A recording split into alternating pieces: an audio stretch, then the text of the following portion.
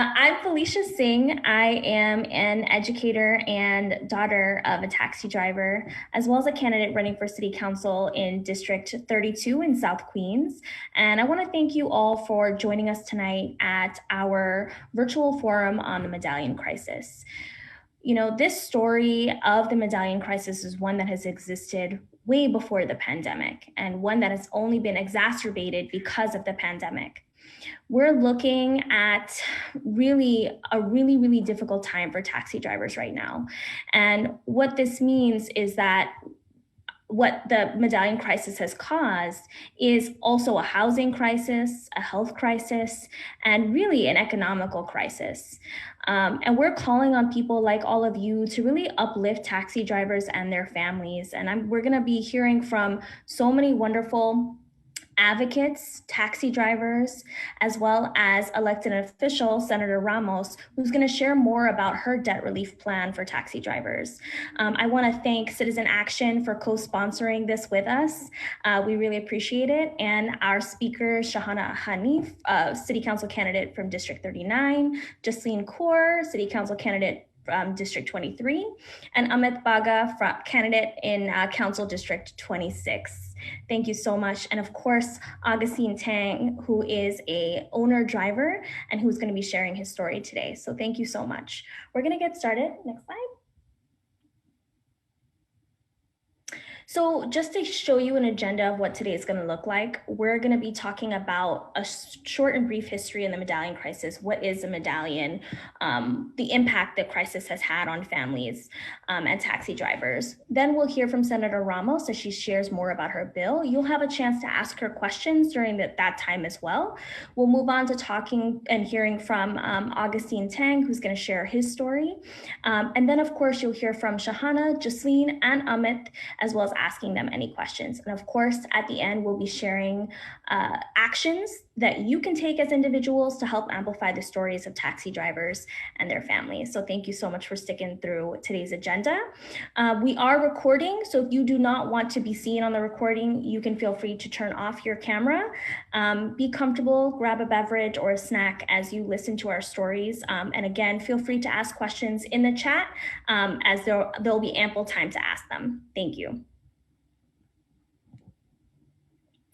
So I just want to go over what a medallion is.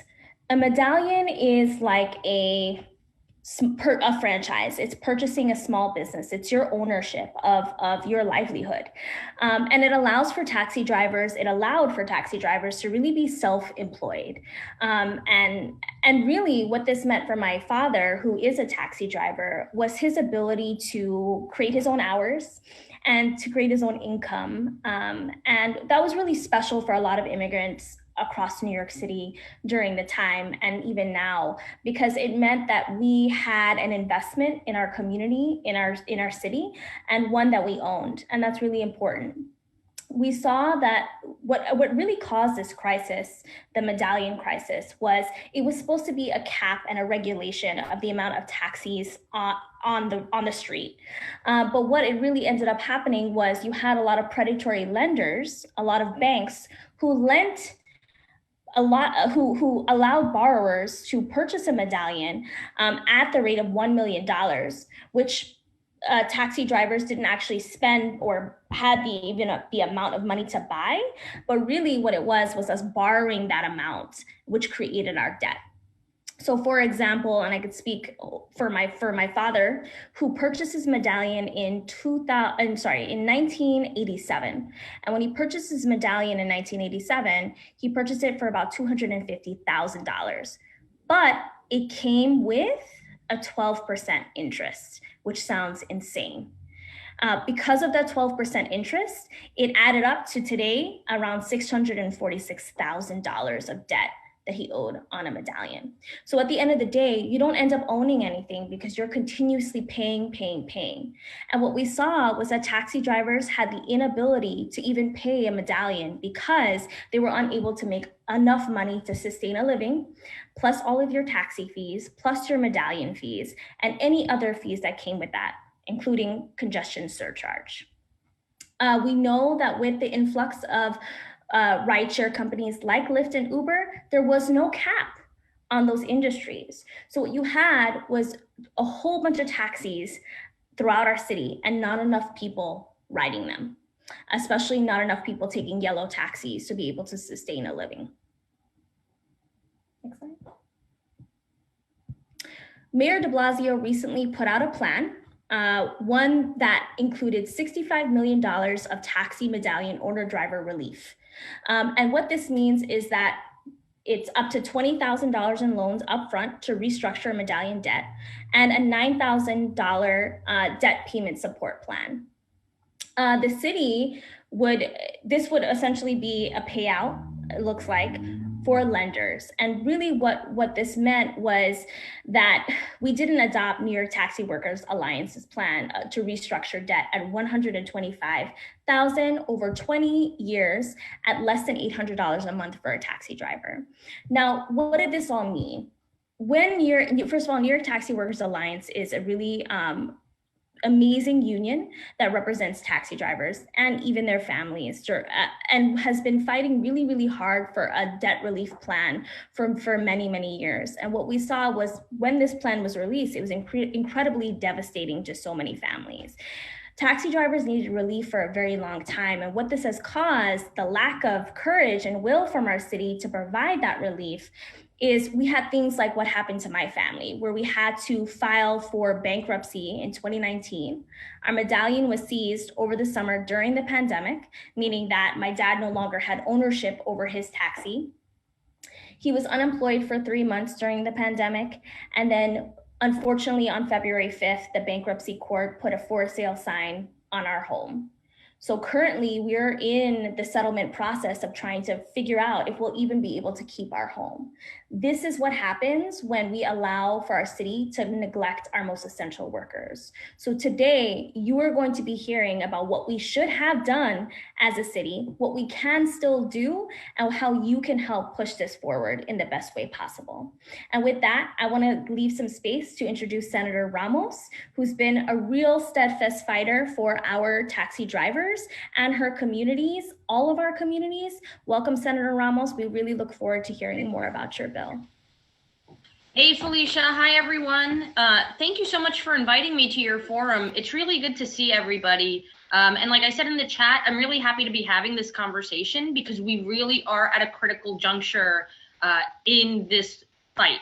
We're at that do or die moment where we are trying to get money and funding for an actual relief, and beyond that, a forgiveness plan. And we're fighting a proposed plan from the city that I firmly believe came from Marblegate itself.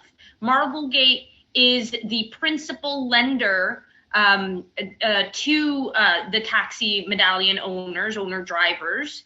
And they are a big hedge fund based in Connecticut, whose sole purpose is to make money at any cost, no matter the lives that they take, no matter the lives that they impact. And this is the problem with putting profit over people. And this is why it's so critical that we, whether you're a candidate, whether you're an owner driver yourself, whether you're just a member of our community, you join us to step up and protect our taxi drivers. I represent the largest number of TLC licensees in New York City, with my colleague, Senator Leroy Comrie, coming closely behind in second place. And this is, by and large, a Queens issue, and by and large, a people of color issue. This is about ensuring, like Felicia said, as she relayed her story, this is about guaranteeing a dignified retirement for our parents, and making sure that we're not propagating generational poverty. It's not fair that our parents, mostly immigrant parents, were sold on the idea that they would have the exclusive right to transport people across our city, to the point where the city even did an entire ad campaign arguing that buying a medallion was a better investment than the stock market. And I quote. That's a problem. That's a problem because we were duped. Our folks were duped. Like Felicia said, then the city turned around and allowed Uber and Lyft into our city without any regulations, without any checks on their service. And that didn't allow for fair competition. That didn't allow us to actually have a transportation system that worked. So let me tell you first about the city plan. So the mayor and the TLC commissioner are proposing $65 million straight into the lenders' pockets, not giving any of our neighbors the breathing room that they need. They want to give $20,000 in upfront money to restructure the loan, dropping the loan to $300,000 or $250,000 or so, and guarantee that $9,000 or 6 months in loan payments from drivers. Now, the problem with this plan is that A, it's not on paper. B, there's a ton of information missing. We don't know any information about loan maturity, what their projections are like. We don't know what interest rates they're proposing, or whether it's all going to end up in balloon payments for our drivers, which is our biggest fear. This is the problem that we have right now. It is beyond me how another burden is going to somehow resolve the actual issue. We need to bring down payments for drivers. That is the point. So, what I am proposing, that's on the talking points, great. What I am proposing is that the state act as a backstop on these loans, allowing our folks to restructure their loans and making sure that we are giving them a rightful valuation. Right now we're around 125,000, sorry. And with the idea that in restructuring the loans and providing a backstop, the lender will have a guarantee that their loan will be covered. And not only will the payments of the drivers come down, but if heaven forbid, one of them just doesn't have the means to do it, well, then that's where the state steps in for them and ensures that the lender does not keep harassing the driver. Because let's not forget, right? I mean, especially as progressives, we all believe, that violence is not just physical or emotional, abuse is financial as well. And that's what we're trying to prevent here. I mean, Black and brown communities have had more than enough financial abuse one way or another. And as we keep electing more people of color to office, we're going to have to be the generation in charge of ensuring that we're reversing those mechanisms that propagate inequality. So that's in gist what we're trying to do. My office has been meeting with the TLC, has been meeting with central staff, has been figuring out how we can get some relief into this year's budget, or more so beyond that, hopefully, make the case for utilizing a very small portion of the federal money that we're getting at the state level to be allocated for this cause. We estimate the cost of my bill to be $125 million, which is a lot of money for any one of us, but let me tell you, at the state level, it's not that much. So we can't be, let's continue to be undaunted. Let's continue to organize. Let's continue to stand with the drivers at Gracie Mansion and help them, in their activism to make sure that they're heard. I've been trying to, talk to the mayor as much as I can about this and make him see the light. I've been at odds with the TLC commissioner on this subject. And, for those of you who know me, I don't shy from a fight. I feel quite comfortable in conflict.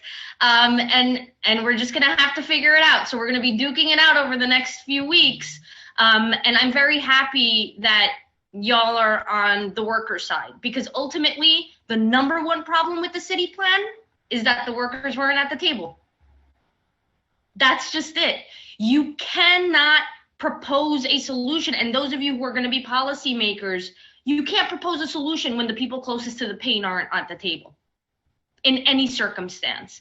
And that's why I'm proud of my bill, because my bill actually comes from the Taxi Workers Alliance, actually comes from the workers sitting down and doing the homework and saying what works the best for them. And I'm very happy to say that I count on the support of not only Comptroller Scott Stringer, but Attorney General Letitia James on our plan. This is important because the boondoggle that the city created cannot go unpunished. And the city has a responsibility to the drivers to correct this wrong and to help them achieve the justice that they deserve, the peace of mind that they deserve. Our folks were taken advantage of because they're immigrants, perhaps because they don't speak English very well, don't have access to an attorney to help them read the contracts that they were asked to sign, and that's not their fault. I don't care what anybody says. No, it's not their fault. It's the fault of a system that has been designed for white people to thrive off the backs of working class people and people of color in this city and in this state. And I am damn sick and tired of it. And we're going to fight this with all we've got, and we're going to win for these workers. So thank you for having me today. I guess I'll take some questions. I can't hang out the whole time. I can hang out maybe for another 10 minutes or maybe a little bit more. But thank you. Thank you for having me, and thank you for fighting for the workers. Thank you, Senator Ramos. We do have some questions, and folks, feel free to ask them in the chat. I'll get started with one that I just happened to have, and we came up with Amit, Shahana, and Jaslin and I. When we think about the lenders and the role that they play, I mean, something on the background that we've been dealing with personally is really, lenders are big bullies. They really, really, really are. And I think the hardest part about this process in trying to renegotiate with our lender, which is Aspire Bank, located in New Jersey, is the idea that they essentially know, like, for example, the renegotiation is at 175 right now.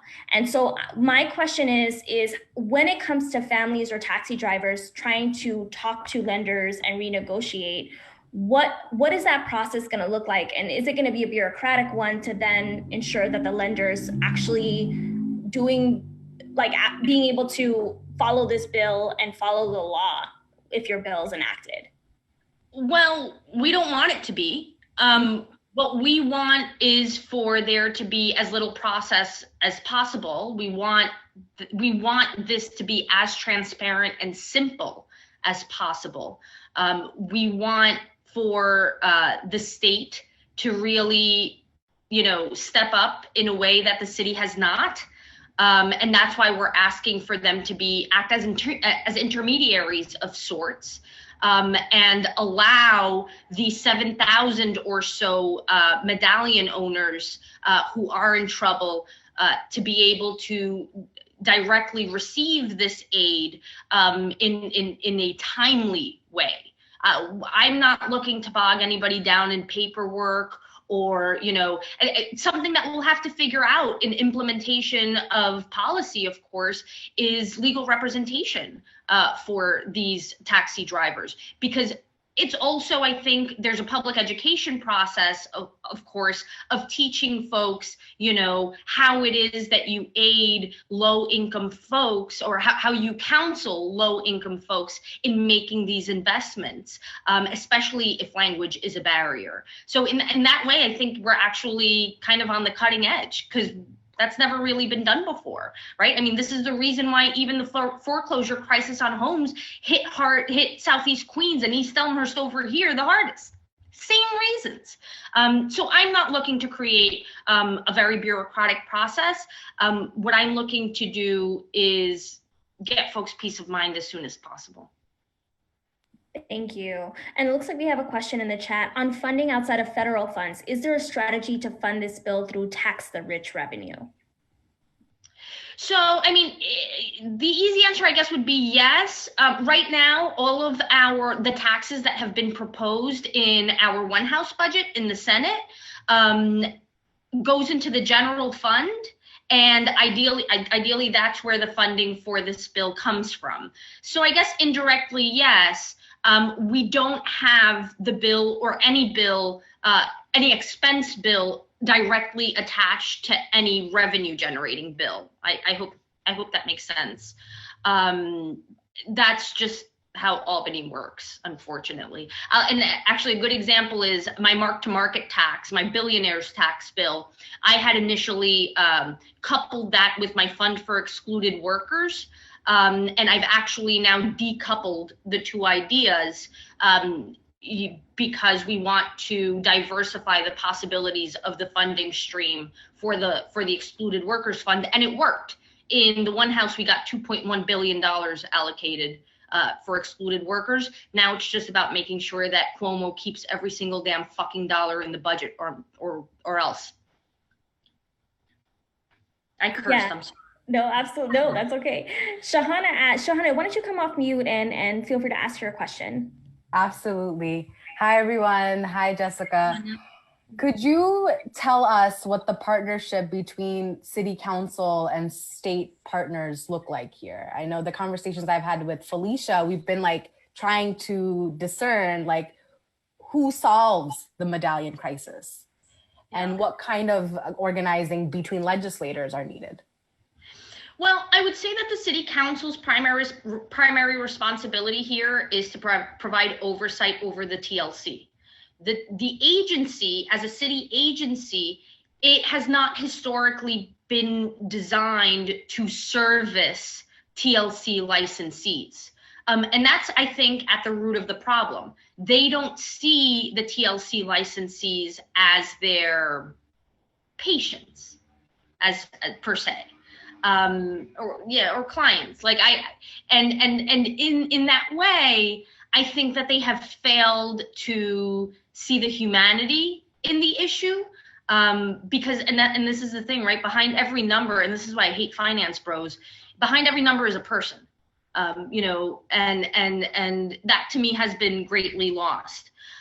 Between the city and state, I'll tell you that currently our relationship has been to just figure out where we can provide aid at every level. So for example, right now, the biggest taxi bills are Steve Levin's bill at the city council, mine, and then Greg Meeks has a bill at the federal level, as well as new Congress member Richie Torres. They both have federal bills in order to figure out monetary relief for the drivers. I disagree with the premise of relief, to the extent that I just believe that the city has liability here and that some forgiveness is actually merited, just because these folks were taken advantage of so harshly.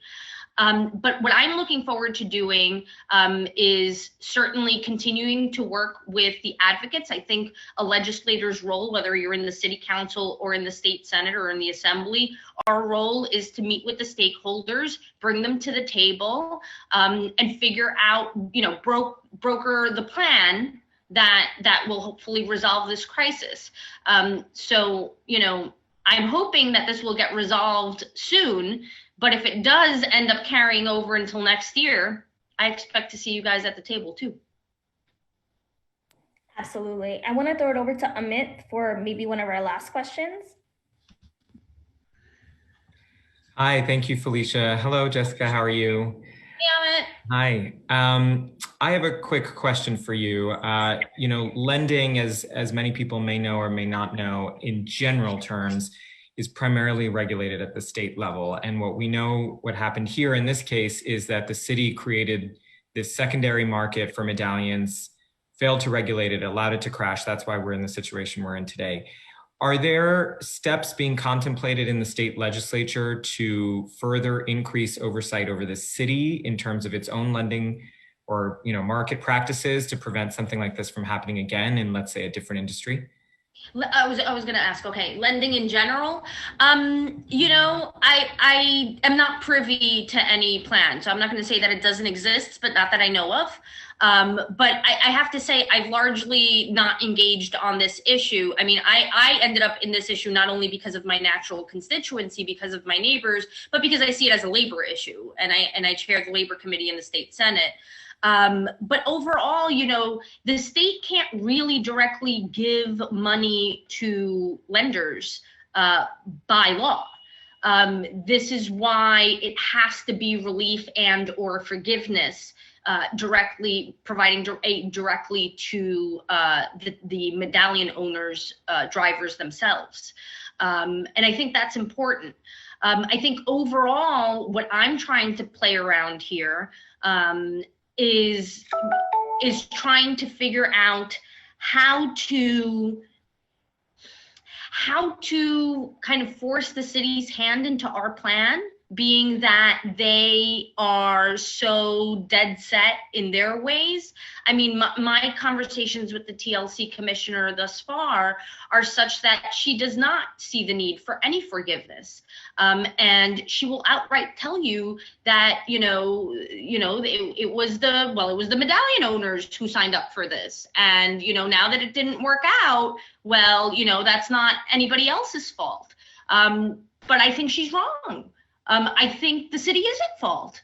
I think the city, brokers speculated over the value of the medallions, overvalued them, and took advantage of immigrants who put their entire life savings into these businesses, and then allowed, competition to come in unregulated and completely, wash them away. So I just, and this is where that relationship with the governor and the mayor, and it's not just the current ones, because it's actually historical that the governor and mayor of New York and New York City don't, are constantly in this tug of war. But that's why that doesn't help anybody. Those feuds don't help anybody. And it's also why we need a fairer tax bracket and a fairer tax system so that we're not scrambling for crumbs. I mean, how crazy is it that in one of the richest states in this country, one of the richest countries in the world, we're really arguing about who's going to pony up $125 million in a government budget? Are you kidding me? The city and or state of New York has spent more money on other things that go down the drain. Don't get me started on Thrive NYC, and I was part of the launch. Amit was there. Like, you got to be shitting me. It's not okay. It's not okay. So this is why, again, we have to be vigilant.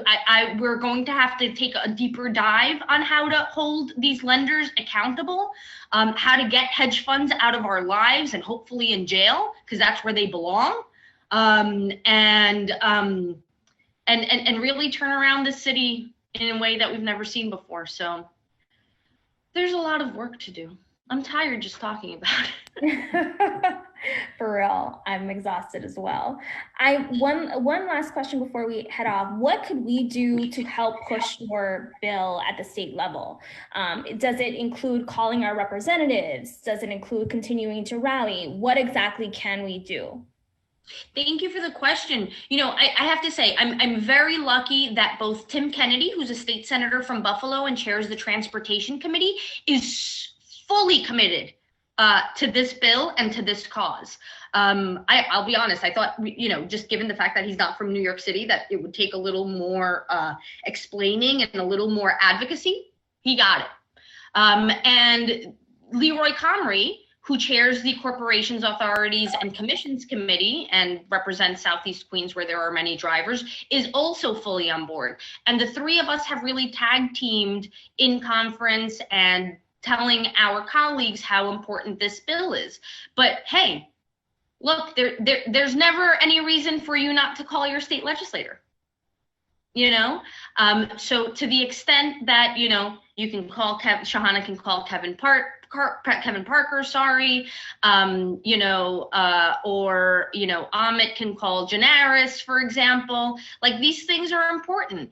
Making sure that they're not only signed on to the bill, because that's the least they can do, but that they're vocal about it. I'll be honest, I've been a little disappointed that more of my colleagues haven't gone to visit the drivers outside of Gracie. And I know that it can put people in a precarious political position, but you know what? Who's in a precarious position? The drivers, and they're our neighbors. And to me, that should be much more important.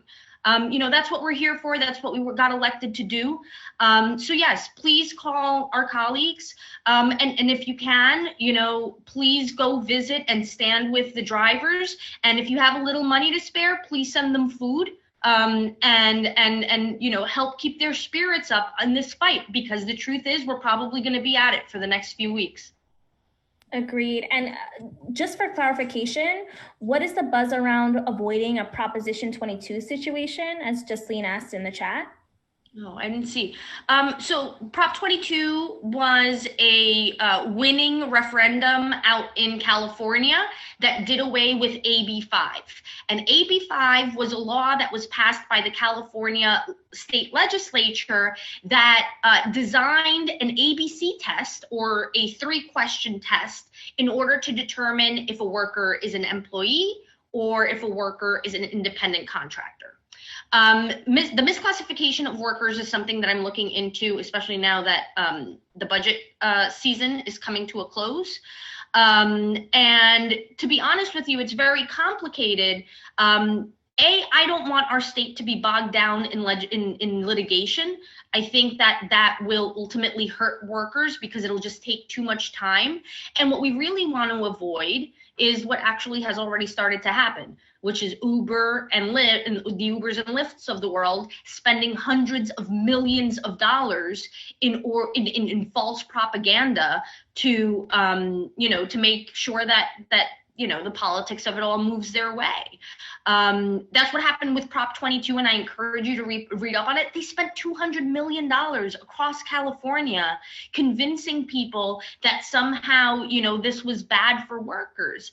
And the truth is, look, with the gig economy, some workers really are employees. And I would argue that Uber and Lyft drivers are very much employees. But then there are others that are independent contractors in earnest as well. And some apps set wages, and other apps act more as a referral system. In my humble opinion,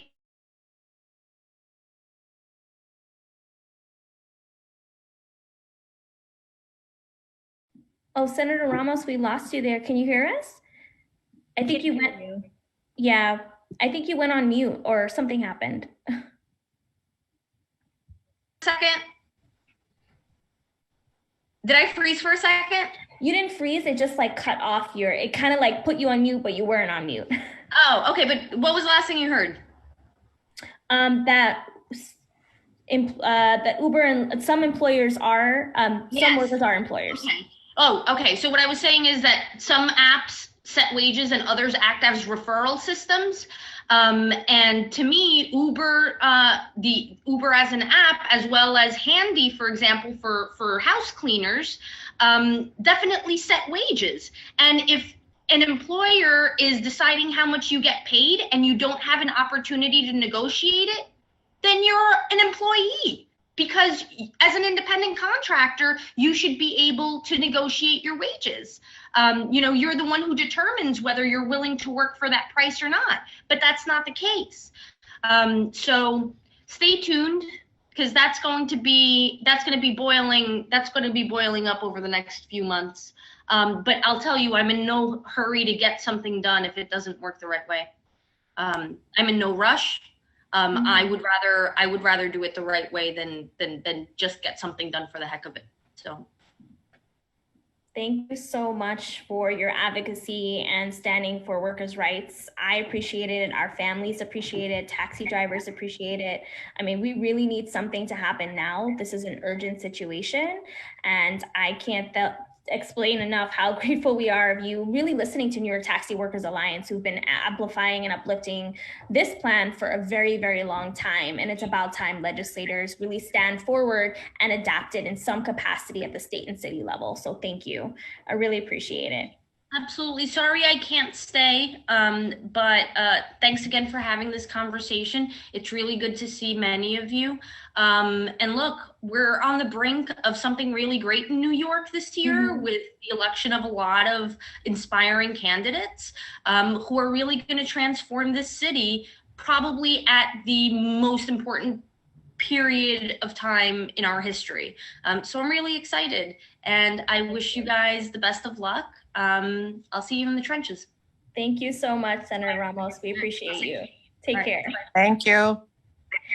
So next we'll have Augustine Tang, who is an owner-driver, share his story and really what the Medallion crisis has done for his living. So you will also have a chance to ask him questions during this time. Augie, whenever you're ready, you could feel free and unmute and really share your story. We're so grateful to have you here today. Thank you so much. Thank you for having me, Felicia. I really appreciate it. For me, I want to elaborate on what Jessica Ramos will have to say about the New York City bill. And it actually gives $20,000 to the lenders so they could have that money to go after the homes when these guys default later on. So these are cash giveaways strictly to their homes. And for me for one, I am not, I don't feel right about it. I don't feel right about giving them more money, more ammo in order to attack my brothers and sisters. And I just wanted to say that there is a better plan on the table. Whether the banks don't want it or not, I want them to say it to me, at least to the workers. And I guess I'll just start telling who I am. Well, my name is Augustine Tang. I'm an owner-driver of Medallion and a proud member of New York Taxi Workers Alliance. In 2015, I inherited the Medallion after my father suddenly passed away. I was left with some of his personal responsibilities that I had to take care of. And one of them was my father's Medallion loan of $530,000. At the time, I didn't really know anything about the industry because my father really never told me. But what he did tell me was that he was proud of owning a piece of New York, in New York City. And not everyone, not everyone could get their hands on it. And he just looked so proud telling me that. And it's just, ever since I was a child, it really just stuck with me. The reason I became so involved in the Medallion crisis wasn't only because of my father's Medallion loan, but one of the 9 drivers that committed suicide was a mentor and a friend of mine who was bearing a heavy loan. I can't say that this itself didn't shake me and made me think about my own future. After that, I immediately threw my free time to be as active as I can and to understand why and what is happening. I discovered that the industry lenders were trapping these drivers with heavy interest balloon loans. And knowing that these drivers have a high possibility of defaulting, and then those lenders would have every right to these medallions as well as their homes that they attach those loans to. And making them sign things like confession of judgment. Same lenders that were outlawed in lending in the housing crisis in 2008 were basically doing the same thing in New York City on the medallions. New York City profited $850 million through these sales and fees. Not to mention that the yellow taxi sector contributed over $1 billion to the MTA alone from collecting these fees. I don't know if the audience knows, but there's a surcharge that the taxi drivers have to collect, which is $2.50 that goes to the state, the MTA. And it's anywhere the taxi crosses 96th Street and under and below. These surcharges were shown to cut drivers' income by $10,000 a year. So I saw that this industry was in a real trouble because it was just the lack of motivation and just overall hopelessness. A lot of people have made money. A lot of people that has made money at the industry ultimately just never reinvested that money and their money and time back into it. The city that sold them the dream, the city that sold the Medallions a dream, just basically wiped their hands and moved on, allowing these unregulated venture capitalist companies ravage the city.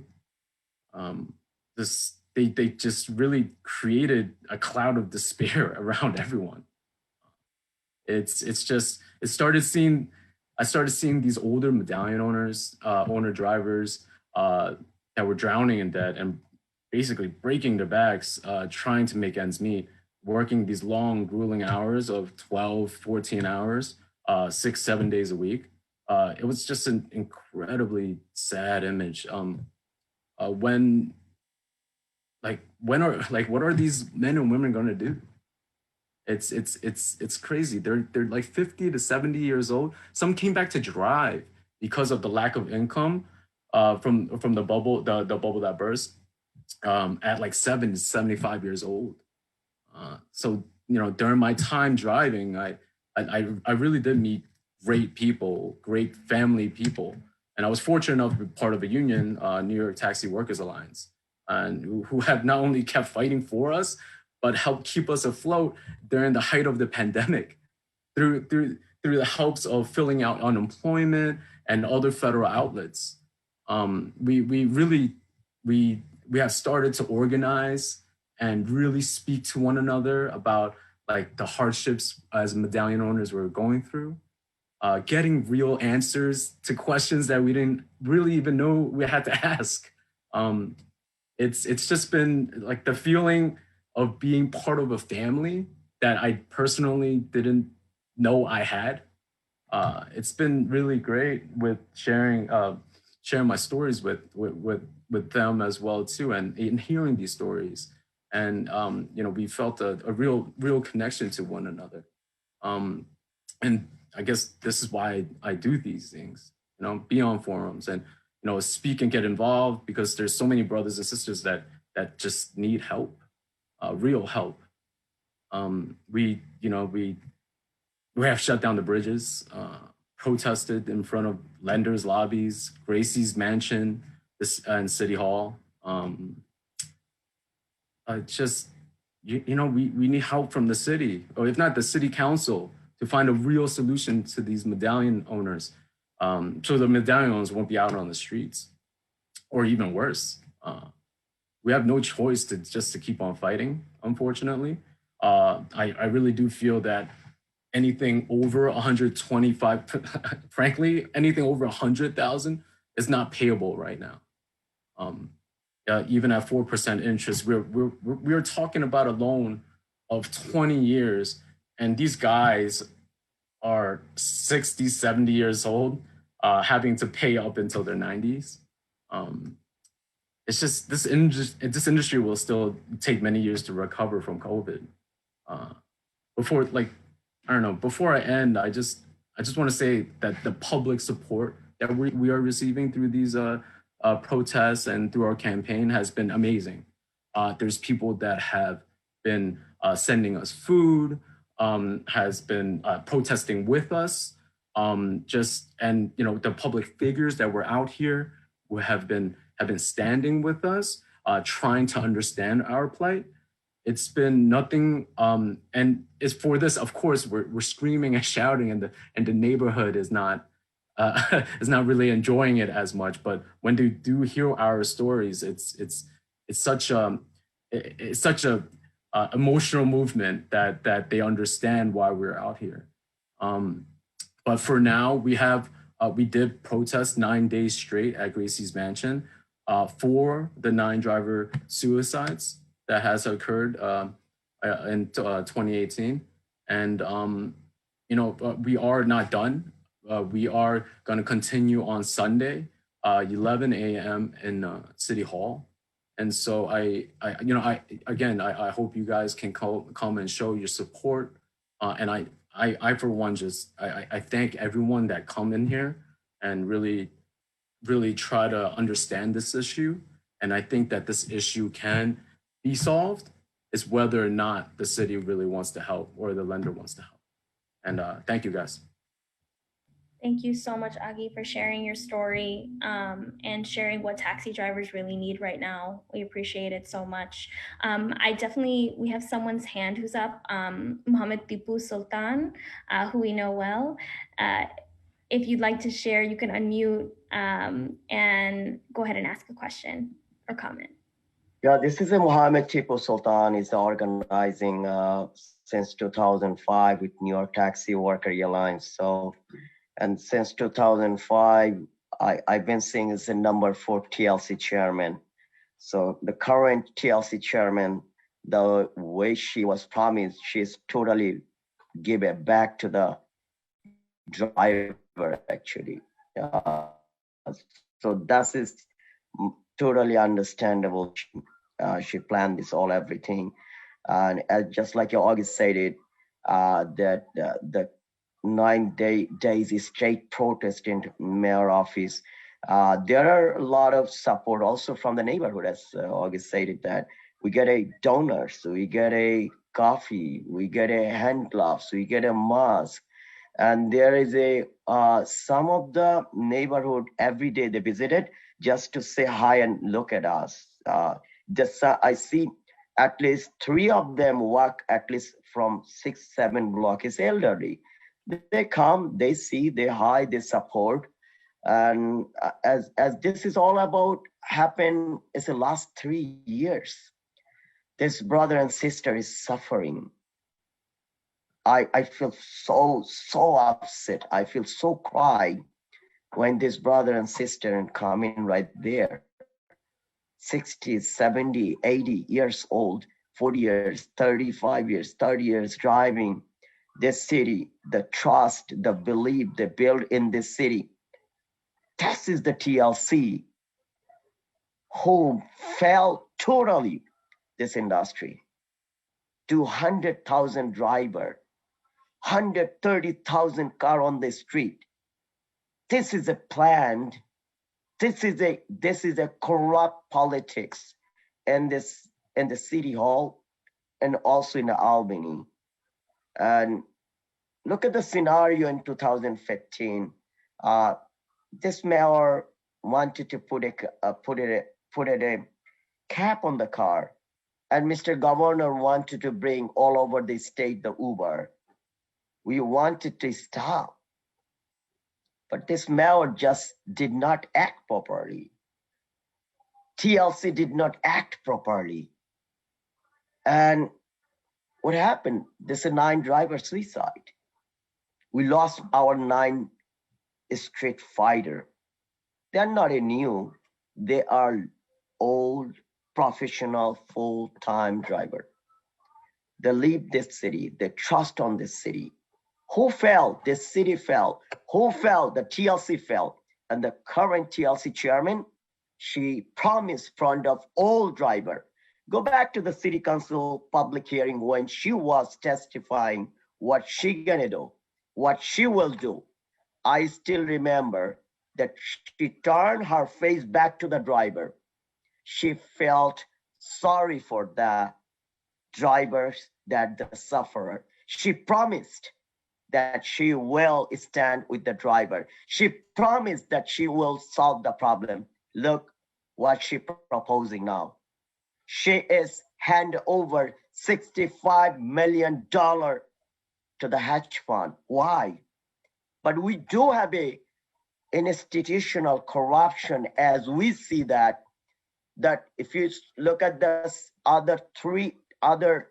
some executive in TLC, someone is working with the Uber right away after the Bloomberg gone, and another one work with the Lyft, and then another one working here and there. They are all sitting right there. What happened to the Marble Gate? Why is so beautiful, that lovely proposal? Because of the hedge fund? Because there is a billionaire funds? Because she know about it? Because she had a prepaid mindset system that her brain, and he lied front of the city council, front of the driver, and this is very disrespectful. We are fighting last 3 years on this cold-headed, all this cold time, raining time on top of the snow. We on the street, why? Why is so greedy to solve this problem? We went to this, Mr. Miller told he don't have enough money to solve the problem. But we went to Washington, D.C. and our stimulus money is in stamp for this yellow medallion owner solve. This is our stamp. This is our money. This is our fight. Bring this money. This Mao did not bring money. TLC chairman did not money. We, the driver, medallion owner, all went to the Washington, D.C. to the city. That's make this money bring to the city. And this is totally should be for the medallion owner, not for the hedge fund. And we are against on it. And as a New York Taxi Worker Alliance as an organizer, and also as a yellow cab driver.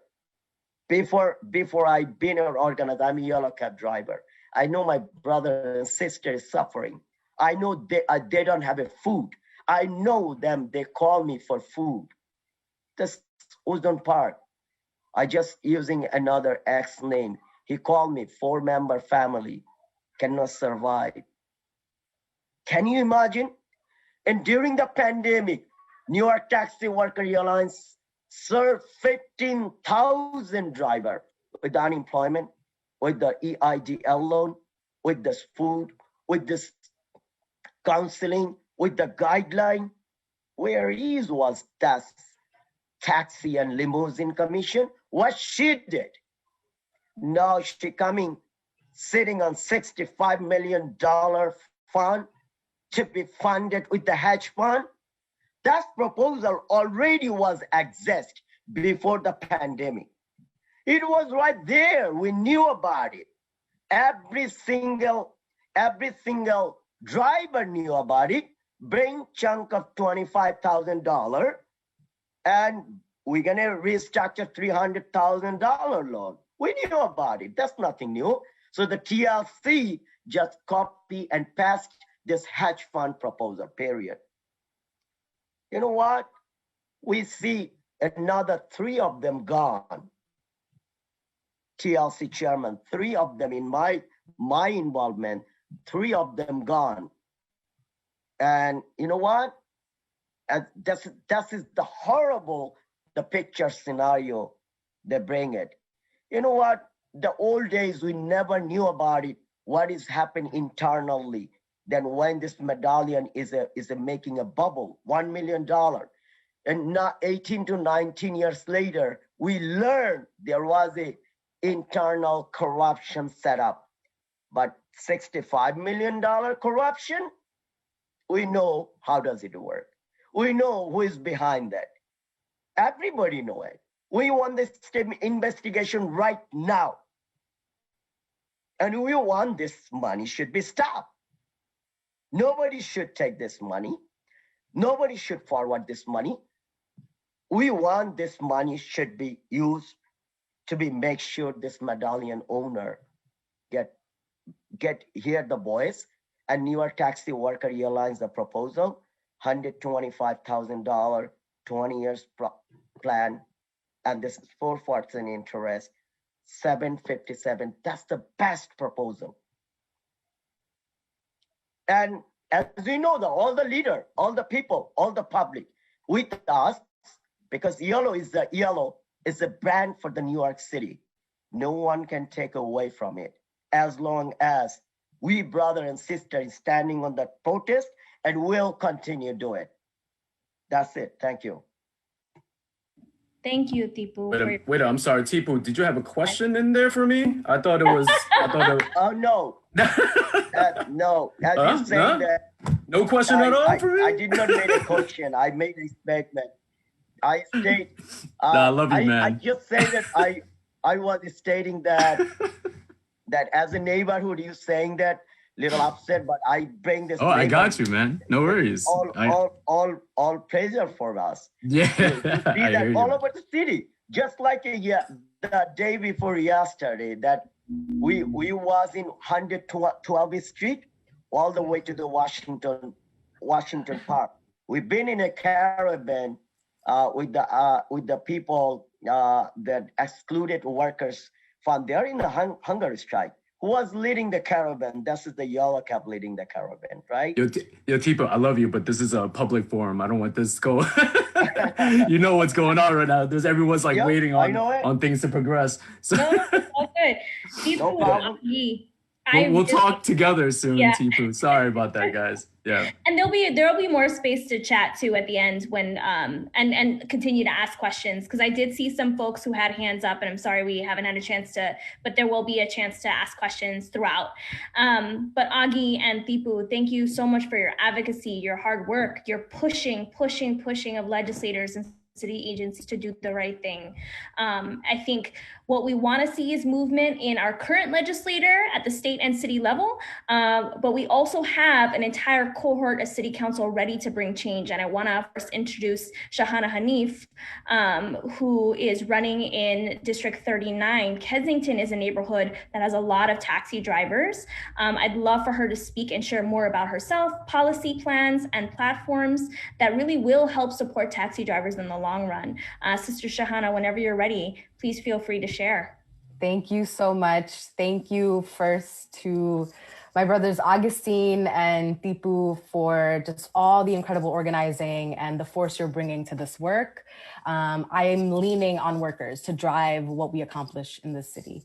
Good evening, everybody. Once again, thank you, Felicia, for the invitation to speak tonight, and big thanks to everybody who is still here, who's joined us to learn more about the Medallion crisis and its devastating impacts on working class families across New York City. I'm especially and really proud to be in conversation with other South Asian candidates who understand this crisis and are prioritizing justice for immigrant working class families and organized labor in this fight. I look forward to the fights ahead, and I'm determined that a new wave of leadership in the City Council will deliver this victory.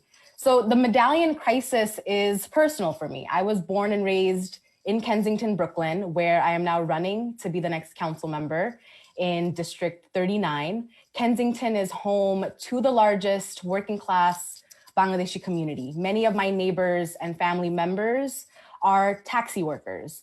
While I'm not the daughter of one, I know the precariousness of labor that is unregulated, denies workers health care and a livable wage, and exploits immigrant workers. In his early years as a construction worker, my father collapsed from a scaffold, and while he survived, the fall left him with a permanent disability in his legs.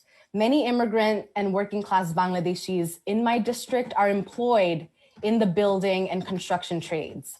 I've worked closely with workers to receive language accessible worker safety training, and I'm a strong proponent and advocate of the New York State scaffold law. In 2017, I helped organize and stood with Desi's Rising Up and Moving, otherwise known as DRUM, after my undocumented neighbor Shirajul Haq fell to his death from a scaffold. And I'm committed to protecting and expanding the scaffold law. Kensington continues to be home to precarious labor from taxi, construction, and food delivery workers fighting for the expanded and guaranteed protections and unionization for all sectors. As we know, the Medallion crisis is not a new fight, but it is an urgent one, and we must stand with families like Felicia's, like Augustine's, and organize with driver organizers at the New York Taxi Workers Alliance. Over the last few years, we have lost drivers who arrived to the city with hopes for economic justice and democracy to suicide. Countless others are suffering from the vitriolic impacts of an industry that promised dignity and opportunity. Our city failed and deceived these workers. And there is blood on the hands of government officials who did nothing to prevent this crime. Immigrant families have been destabilized, and continue to dig into debt and a deeper and irreversible hole as a result of the Medallion crisis. Through COVID-19, these burdens weighed even heavier as drivers stopped working during the peak and applied for unemployment insurance, but were denied.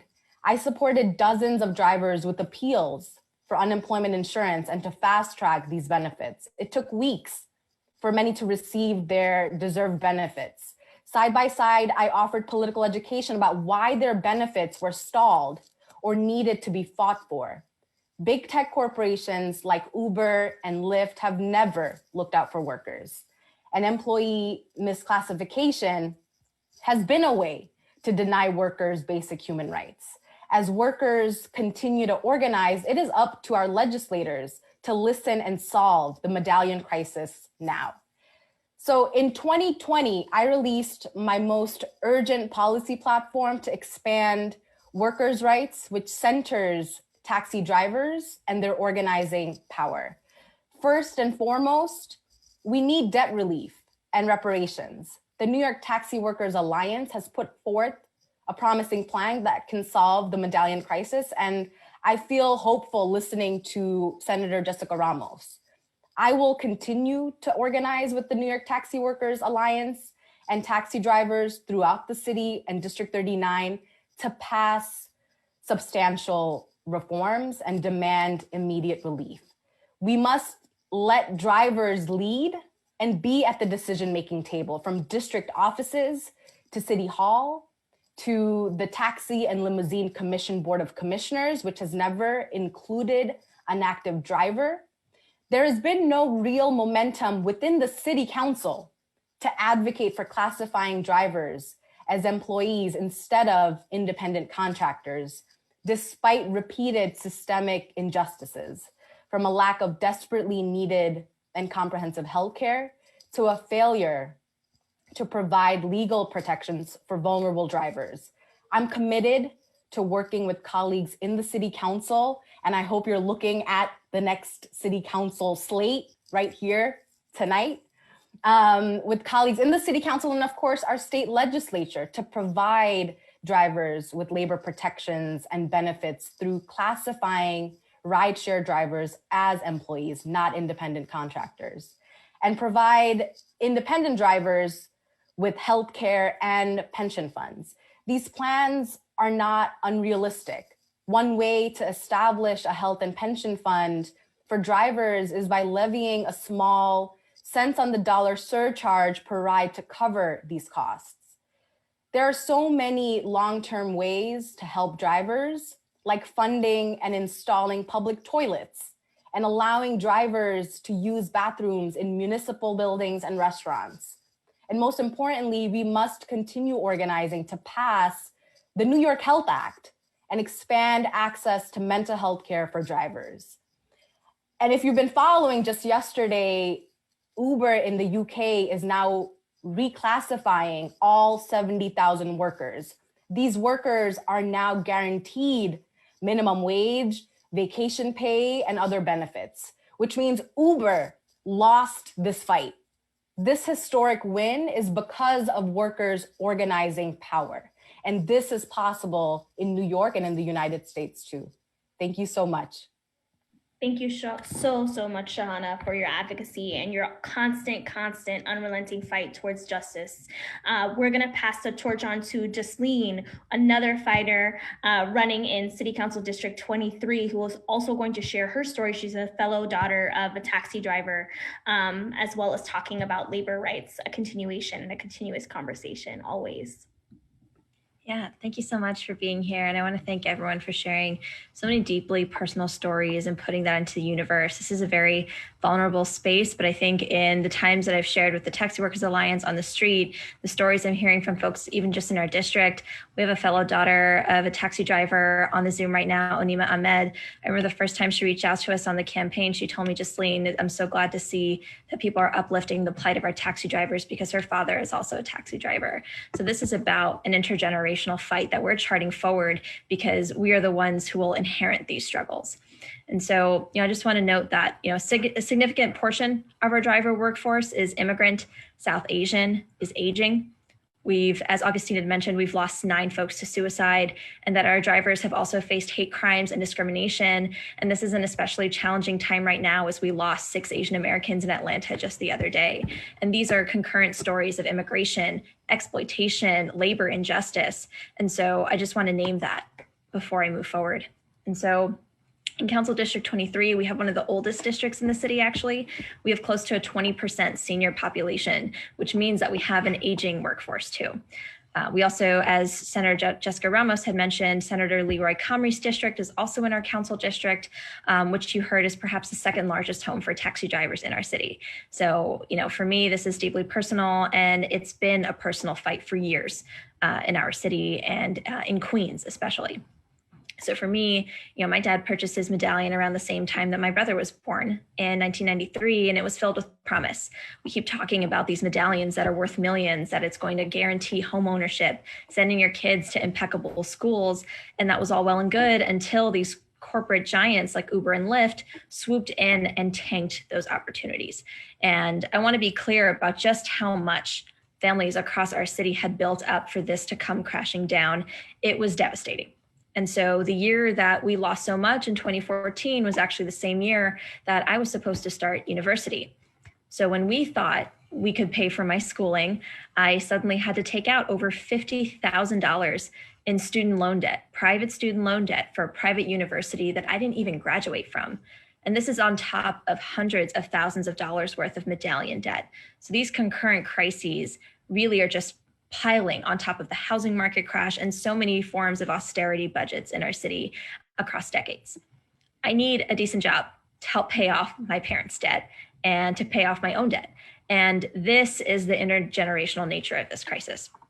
Our parents, people like my father, who is turning 62 years old this year, are heading into their senior years without debt relief plans or false plans like what Mayor de Blasio is proposing before us. They have lost their retirement, and they don't have pensions, which means they can't even imagine a future without labor, without working for our city. And mind you, these are people who work and generate millions of dollars in revenue to not only fund our city, but to fund the MTA as well. But Governor Cuomo wants to gut millions of dollars out of this budget so that our workers can never find a time to rest.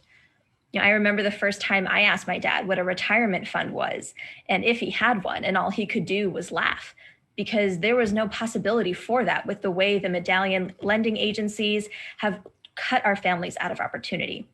Our lending or brokering agency was Melrose Credit Union. I remember seeing their tags, their refrigerator magnets on our refrigerator here. They were liquidated in 2017. They were an LLC, and so many of these organizations and brokers don't even exist anymore. We can't put out FOIA requests to find out how much debt is out there anymore, and that is the depth of this crisis. And so as children of immigrants like myself, we become our parents' retirement funds. We are their future because there is no other opportunity, and our city and our state categorically refuse to bail us out. So when Felicia and I were testifying at the city council hearing just about a month ago, there were people as old as 72 years old who shared the most heartbreaking stories about cancer, breathing problems, back pain, and being diagnosed with COVID-19. Almost 20 to 25% of the taxi driver workforce in this city was diagnosed with COVID-19, but people like my father never stopped working during the pandemic and has not to this day because that is the only kind of income that he can generate. And it was young folks like us who were translating for their parents who can't tell their own stories in English before the elected officials who have their fate in their hands. And it's people like my dad who had to have eye surgery because his vision was damaged from 14-hour work days and working the overnight shift. So there are these health consequences, mental health consequences, and physical tolls that our workforce cannot recover from in their elder years unless they get the healthcare, the pensions that Shahana was talking about. And so now I'm tasked with taking care of him and making sure that he can rest for the first time in his life. And that's the experience that so many young people know, to care for the generations that raised us. But, our parents don't want this life for us either. My brother and I used to ask my dad if we could drive the taxi to take the weight off his shoulders because we saw how hard he was working. But he didn't want us to endure that because he knew how grueling the job was, how many hours you had to spend hoping that a passenger would pick you up, and how much harder it was once Uber and Lyft entered this market. A family down the block had to forfeit their medallion, and now it's a yellow car in front of the house. The family across the street had to sell their home and move to Hicksville, and that was another Medallion family. I see taxis sitting in driveways across my district because people don't have any other opportunity but hope that they can get an unemployment payment. But it doesn't really have to be that way anymore. And that's why it's leaders like those of y'all in the New York Taxi Workers Alliance, folks like Felicia, Shahana, Amit, Jessica Ramos, Leroy Comrie, who we need to push so that our government uses our budgets for prosperity and labor justice instead of austerity. That's why our excluded workers are going on hunger strike right now. You heard Thipu talking about workers who don't even know where their next meal is going to come from, yet they're still going on hunger strike because that is the only way our legislators will listen to us and the kind of plight that we're facing. And that's why, how come our drivers are filing for bankruptcy? 950 families like Felicia's could be on the path to bankruptcy, and that's fundamentally a broken system. We have an aging immigrant working class workforce that has been categorically disenfranchised. And I've said it once and I'll say it again for the millionth time. This was manufactured negligence. The city knew exactly what it was doing when they were doctoring up these plans to disenfranchise thousands of workers across our city. We know yellow taxis, these are the landmarks of our city, but anytime you talk to a taxi driver, an Uber driver, a Lyft driver, they will tell you all about how the city has disenfranchised us. So we need to work at the city level, at the state level, which is why all of us need to get into that system and make sure that we're legislating in a way that protects the rights to labor, that protects our workforce, so that all of us can finally rest for the first time. And I'm getting riled up because I've been angry about this for 7 years now. But we need to channel that anger into passion, into legislative change. One of my organizing North Stars is that we need to agitate, educate, and organize, right? So we can't just be angry. We got to educate our communities and we got to organize around this too. So I'm hoping y'all will join this fight, join all of us, and take this back into the streets with every single one of us. So with that, I'll pass it back to you, Felicia. Thank you so much for giving me the floor. Thank you, Jaslin, for sharing your story and really connecting for us the intersectionality behind a crisis, that our crisis doesn't just impact workers, it impacts their families for generations. And so this is why we are in dire need for relief. We're in dire need for legislators and future legislators to have the courage and the will to push these plans forward, and not plans that protect our corporations and our lenders, but plans that protect our families and our workers. I really appreciate your passion. Thank you. And with that, I'm going to pass it over to Amit, who is running for city council as well, and who's going to be sharing his story and his connection to taxi workers and his advocacy that he's been doing across our city for a long time. Go ahead, Amit. Thank you so much, Felicia, and thank you so much for hosting this really critically important event this evening. Thank you for all of your advocacy. I have often thought to myself, I don't know how Felicia could possibly run for city council and fight for her family's life. We'll find me back again playing GTA. Hello? Sorry about that. Go ahead. In the way that you do. And so it's really incredible. And thank you for that. And of course, it's hard to go after Jaslin because there's no one who I think can frame these issues quite so beautifully intersect and such an incredibly intersectional way as Jaslin can. But thank you for the opportunity to be a part of this. As you've heard tonight from Felicia, you've heard from Jaslin, you've heard from Shahana, Senator Ramos, obviously Augie, there is $75 million in debt that still hangs like a noose around the necks of thousands of immigrant taxi drivers in our city. And as Jaslin was talking about, and as others have talked about, this really is a result of the city's own wanton negligence in creating, then failing to regulate, and then allowing to collapse a medallion market that peddled prosperity, but instead resulted in ruin for so many immigrant taxi drivers. And if we believe ourselves truly to be a city of immigrants, we must value immigrant labor. And that starts obviously with immediately wiping clean every cent of the debt that taxi drivers and their families are still carrying today. We've heard about why the current city's plan is woefully inadequate. We've heard a little bit about what it is that incredible leaders at the state level, like Senator Ramos, are trying to accomplish to make sure that drivers and their families can be made whole. And I just want to put this in a little bit of context for a second. Senator Ramos talked about a $125 million plan to really bring relief to taxi drivers here in New York City. That is just 0.65% of the state's $193 billion budget. So I want to say that one more time. $125 million that would provide, in theory, full relief to taxi drivers and their families is just 0.65% of the state's budget. And that just puts into perspective what the possibilities are in terms of the city and the state doing the right thing and demonstrating the leadership they need to in order to actually ensure that the people who are making the city run, in fact, are made whole, and that we are delivering on immigrant justice and economic justice and racial justice for every single New Yorker. It is doable, it is possible, and we need to constantly be organizing and pushing all of our legislators and our communities to make sure that we are achieving that result. One other thing to just mention is that we have to remember that because this is the result of the city's own negligence and the city's own malfeasance, the city council actually has an enormously important role to play in terms of making sure that something like this never happens again. The city council has oversight authority over all city agencies, including the Taxi and Limousine Commission. And the city council must play a leadership role in passing legislation to ensure that no city agency creates a scenario like this again that endangers the lives and livelihoods of low-wage and immigrant workers in our city. I also think it's really important to remember that in 2014 and 2015, when there was a push to in fact regulate and cap Uber and Lyft, it was in fact the city council that chose not to do that.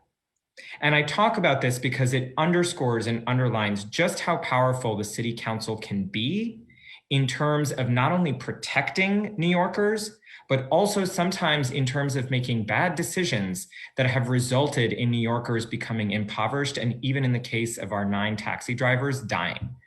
And so that's why it is important that the city council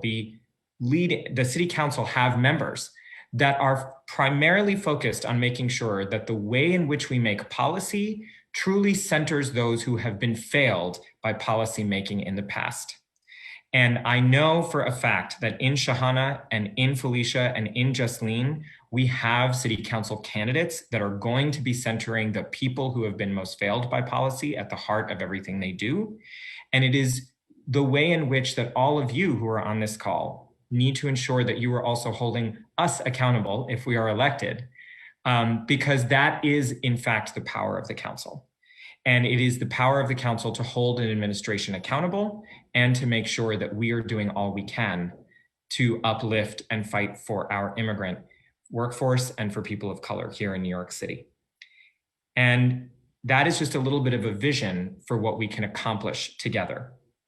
We can, in fact, even also with just something like 0.1% of the city's budget, establish a publicly funded worker organizing program, something I like to call the Fair Economy Fund, that would allow for linguistically and culturally competent organizing in every single corner of this city, so as to ensure that folks such as taxi drivers, folks such as every single excluded worker that I was proud to join 2 Thursdays ago in shutting down the Brooklyn and Manhattan bridges, is fully aware of their rights in the workplace, has access to all the free legal services and resources they need to be able to protect themselves and also be able to fight for themselves when they are experiencing exploitation, and that every employer in this city is fully aware of all of their obligations under the law, whether that is to provide paid sick leave, whether that is to pay a minimum wage, whether that is protections from discrimination and harassment.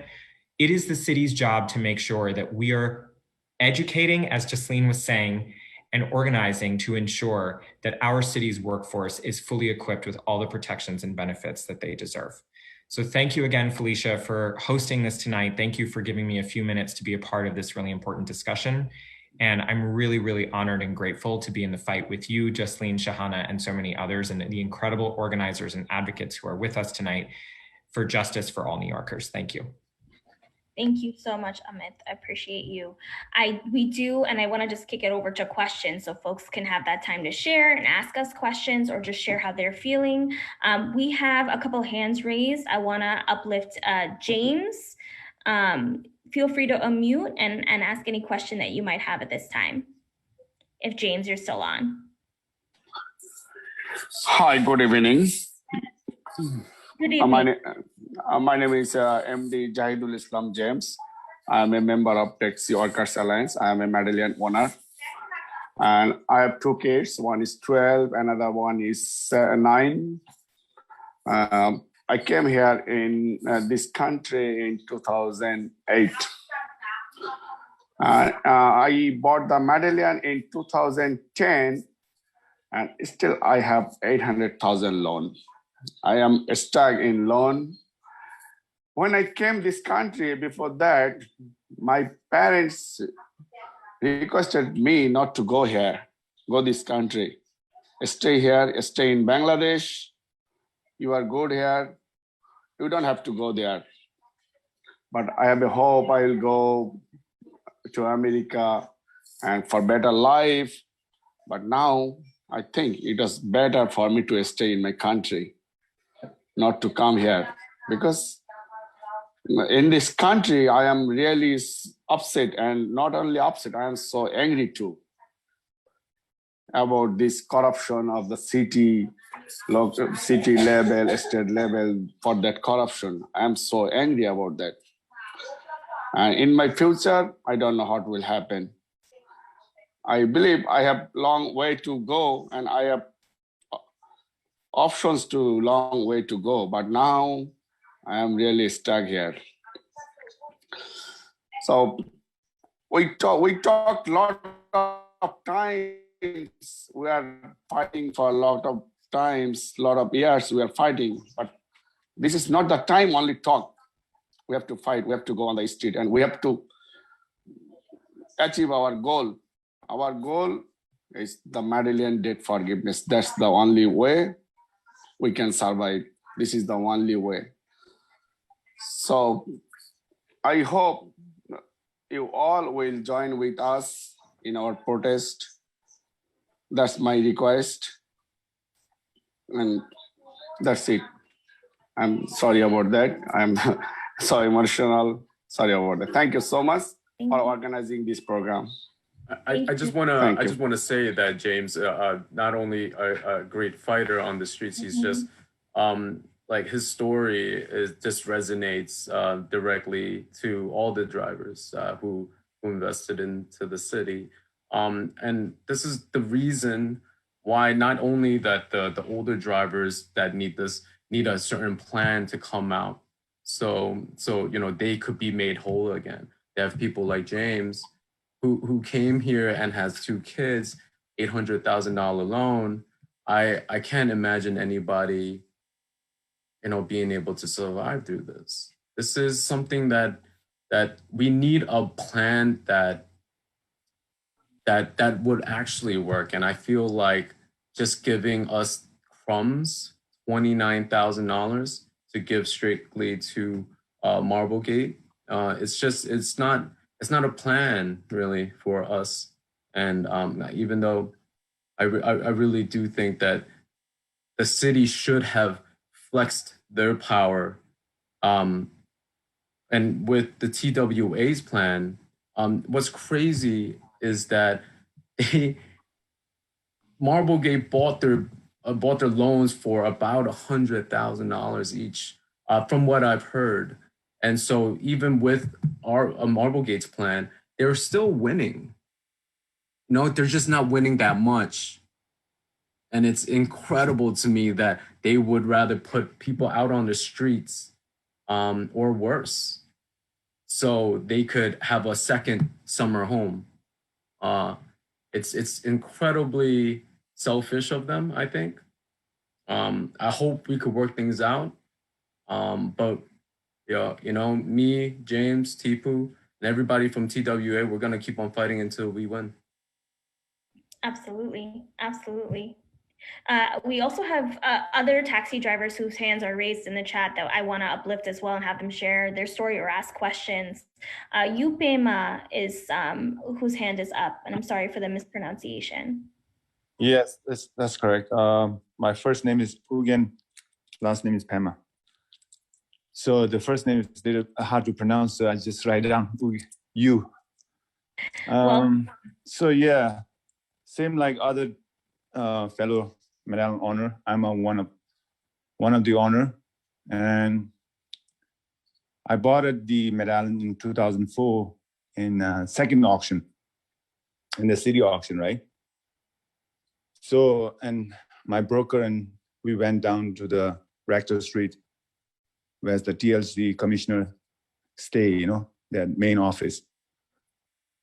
So literally the bank, wrote a check to them, 335,000 and something changes. So same thing like other driver, I trust the city, invested, we believe the system. I believe in the New York City. I came from Tibet, under the communists. So I came to this country, have the dream, have the future. And obviously I trusted in all the city and everything, but now it turns out they're literally killing us. I have family, I have 2 kids. They need to go to college, they need, I have to pay the rent and everything. I can't survive now, This is and the mayor, when he ran for the office, he promised us saying that he's gonna help us. I voted for him. Along with my friends, they voted for him, He said he's gonna help our taxi issue and taxi industry. But once he become a mayor, he literally ignore us, And then we raised the voice, and he says, okay, you need more voice. You need to make more voice. And then now we've been making noise for like 3 years. We went to City Hall like thousands of times, like Tipu said, rain or shine, snow or hail, we were there. Not only that, we went to Albany and knocking down all the senator office and congresswomen and men. And then we went to a couple times in this pandemic period. We went to a couple times in the Washington, D.C., drove all the way from New York to Washington, D.C. We had a support from Senator Chuck Schumer and other AOC and everybody. Now we had the pandemic, the stimulus year especially for the Medallion owner. And this mayor is selling us off. He's literally wanna kill us. All those family here. How can we pay the rent? How can we feed our children? What kind of system is this? What kind of country that doesn't have any humanity? What kind of this city is this? Everybody watching this issue is not only not now. It was in the news, CNN, New York Times, all over local news. Everybody knows that. New Yorker knows, whole world knows that we are suffering. Not only that, the 9 cab driver committed suicide. Not only that, one of my friends, I know him. He got heart attack. He passed away because of this stress, because he owned the Medallion, and he has so much loan, So still continue. There are so many Medallion owners are suffering. I don't need to keep on saying that, but this is actually really tragedy, Very shame on the city. Literally is shame on the city, shame on the TLC commissioner. If she's listening, I don't know, she's Muslim, her parents also came here. Maybe she born here, she must be immigrant. She doesn't have any heart. Mayor doesn't have any heart. So everybody's, and you guys also helping us. Please keep on supporting us. And then our fellow Medallion owner, we have to continue fighting until we get this debt forgiveness. Thank you very much. Thank you. Thank you so much. Your pain is our pain. We feel it together, and we're going to use it to keep fighting. I recognize that it is 8:34, and we really appreciate such a strong solidarity here. I want to be able to share actions before folks go, but I also want to leave more space for taxi drivers to share. So if you'd like, please stay on.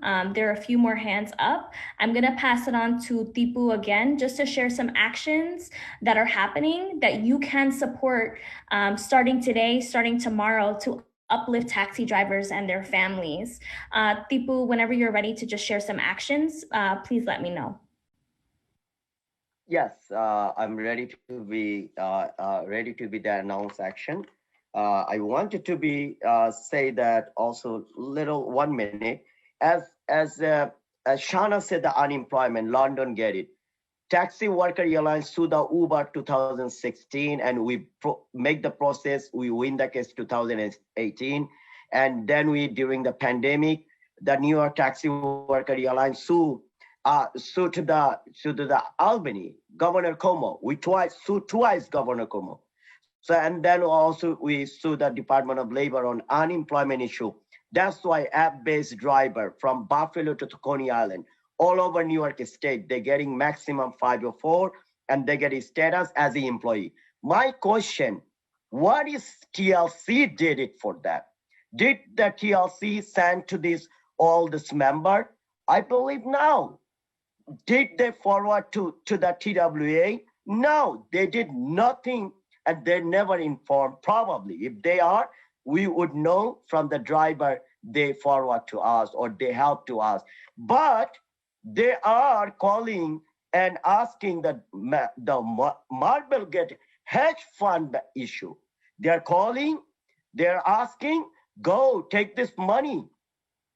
And Marblegate following to the TLC. So it's like a Medallion owner are like a ping pong ball. TLC sent to the Marblegate, Marblegate sent to the TLC. So this is totally miserable situation for this Medallion owner. So another one, as Jaslin said it since 1993, this is the corrupt system, TLC's institutional corruption. Get this.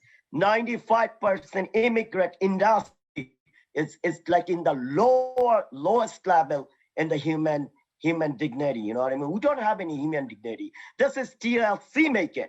And look, they hire one law firm. This law firm should be shield and protect this Medallion owner. Instead of doing them, protect them, this organization asks this TLC driver, Medallion owner, why not you bankruptcy? Why not you agree with this? And they should be protect them. Instead of protecting, it looks like that they're lobbying for this Medallion owner to be end this fight. Hey, New York Taxi Worker Alliance is fighting on the street. They start 3 years. And since, anyway, New York Taxi Worker Alliance born for fight, period. You know what? Nobody can touch as long as New York Taxi Worker Alliance live and will be live. And each of the driver, each of the Medallion owner, they are New York Taxi Worker Alliance. So TLC have to be the thing. So this Sunday, come everybody, bring your friends and family. This Sunday, come front of the City Hall. 11 o'clock will be Murray and Broadway. We will be there in Sunday. And this is the first day we're going to be action start front of the City Hall. As we did in front of the Mayor House, well, this is our new place, Broadway and Murray Street. Bring your old friends and family. Let's fight. Let's fight. And we'll see the fight. Thank you. Thank you so much, Tipu, for your passion. And again, if you can show up City Hall at 11 o'clock on Sunday, please bring yourselves, your voices. There's going to be a lot of chanting here. I definitely want to also ask for clarification, Tipu. Every day outside of Sunday, you will also still be at Gracie Mansion from 11 to 3 o'clock, correct? I'm sorry, say it again. No. Actually, no. Gracie Mansion. Well, we have not. We're starting a new action on Sunday. For now, Gracie's Mansion. It's just on the shelf. We're gonna. We might do other things that we're not sure. When it's not, we're not sure. We don't. Maybe we can't. We shouldn't be letting people know. Yeah. Okay. I want to make sure second term's clear. From now on, it starts from Sunday. Our protest camp will be front of the city hall, Broadway and the Murray. This is our new camp, protest camp. Debt forgiveness, all the Medallion owner, all the driver, all the families should be gathered. It's 11 every day start from Sunday. Every day we'll be there. Then if we have another action in the same day that we did in last time, right? We've been behind Mayor and we've been in the other action too. So we'll decide it from that location, from the camp. Thank you. Thank you. That's your call to action, y'all. Show up, support taxi drivers, support their families. We can't let this happen again. I'm gonna pass it over to Shahana, who wants to share one more thing. James ভাই আপনি কি আছেন আমাদের সাথে এখনো? আপনি একটু unmute করেন। হ্যাঁ জি জি আমি আছি জি। সো আমি জাস্ট আপনাকে বলতে চাই যে আমি এবং আমরা সবাই আপনার কষ্টটা বুঝি, আর আপনি কখনো কথা বলা বন্ধ করবেন না। আর আপনার বাচ্চাদের সাথে অনেস্টলি শেয়ার করবেন যে আপনার কি হচ্ছে এখন, এবং এই সিটিটা কিভাবে আমাদের ওয়ার্কিং ক্লাস কমিউনিটিকে কিভাবে ট্রিট করতেছে। সো আপনার বাচ্চাদের সাথে অনেস্টলি শেয়ার করবেন যে যাতে তারা জাসলিন এবং ফেলিশার মতো বড় হয়ে কর্মীদের জন্য কাজ করে, কর্মীদের জন্য প্রোটেকশনের কাজ করে। জি আমি সেভাবেই চেষ্টা করতেছি ইনশাআল্লাহ। আর আমরা আছি আপনার সাথে, আমরা যারা ক্যান্ডিডেট আছি। আর আমার অ্যাকশন হচ্ছে যে আমাদের লড়াই চালিয়ে যেতে হবে, এবং আপনাদের সিদ্ধান্ত নিতে হবে যে আমরা কাকে ভোট দিব, কারণ আমাদের ইলেকশন আসতেছে জুন 2021 সালে। 3 মাস বাকি আছে। এখন মেয়র কে হবে এবং মেয়র কোন টিএলসি কমিশনারকে অ্যাপয়েন্ট করবে এটা আমাদের দায়িত্ব, আমাদের ভোটারদের দায়িত্ব। So I'll just say in English, and I didn't know I was going to get emotional, but I was telling my brother, you know, that the workforce has so many Bangladeshi workers, and it is so critical to uplift this work in the languages that we speak, that we understand the pain that James articulated.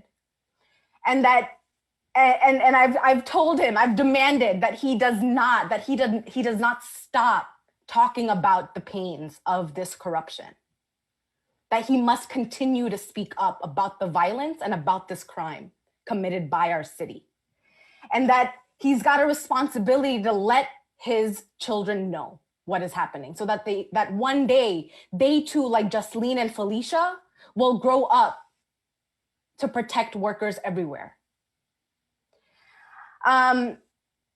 We're with all workers, all candidates, and now the action that I've shared with him is that the election, the primary, the June primary, where we will have a new administration, a new mayor, a new comptroller. It is up to us to decide who we vote, who we elect into this next administration. So please save the date, June 22nd, as we continue to show up to the streets, as we continue to have these discussions and share our visions and imaginations about what a just city looks like, what reparations for workers look like, that we vote to elect a transformative city council. Thank you, Shahana, and thank you for sharing that message in Bangla. Language justice is so incredibly important to where we are right now. And just to wrap up, one, I just want to thank every single person who showed up today to hear, uplift, tweet, write about, talk about the Medallion crisis. This is an intergenerational crisis. This is a crisis that impacts every single person in a family of taxi drivers. Every single person. And it is a shame that our city refuses to listen to our workers, refuses to listen to the people who've been the labor of this city, and instead decide to make money off of our backs. It is disrespectful and it is shameful, and we will not stop fighting. You all have fighters in this space. We will show up We will demand action. We will demand a plan that works for everybody and doesn't work for our corporations, doesn't work for our hedge funds, because you know what happens when we do that? We get the change that we have the right to, that we've been demanding for a very, very long time. So what I'm asking everyone here to do is show up, amplify the voices of taxi drivers, amplify the voices of labor movements across this city and across this nation every single day. Because our freedom, our right for liberation is for everyone. When you liberate us and when you make us feel safe and secure, that is in the benefit of every single person in this city. But when you liberate and when you give corporations money, those are the only people who get the benefit. We get left behind. Our homes get taken. Our livelihood gets taken. Everything about our sense of self and being gets taken. Today and every single day, we will all remind you and remind this city that we are not going to be sold over profits, that we are going to be the people who are in charge and at the legislative table every single day. And I'm so, so glad and grateful to do it with people who are going to demand justice with me at every corner throughout this city. So I want to thank Shahana, I want to thank Amit, I want to thank Jaslin, I want to thank Augie and People, New York Taxi Workers Alliance, Senator Ramos, and all our legislators who've always been a part of the fight. If you are not saying anything to uplift taxi drivers, you do not want our city to move forward and center our most essential workers. So please make sure you are fighting every single day for justice. You all play a role in this. Now you know the information. The question is, what are you going to do about it? The power is in your hands, it is in your hearts, and it is in this movement. So we want to thank you so much for showing up today and learning about something you might not have known before and doing something about it. We appreciate all of you for organizing with us. Have a great night, and we will continue to stay in touch, and we'll all see you on Sunday. Thank you, and be well. Thank you, everyone. Thank you. We'll see you on Sunday. Thank you.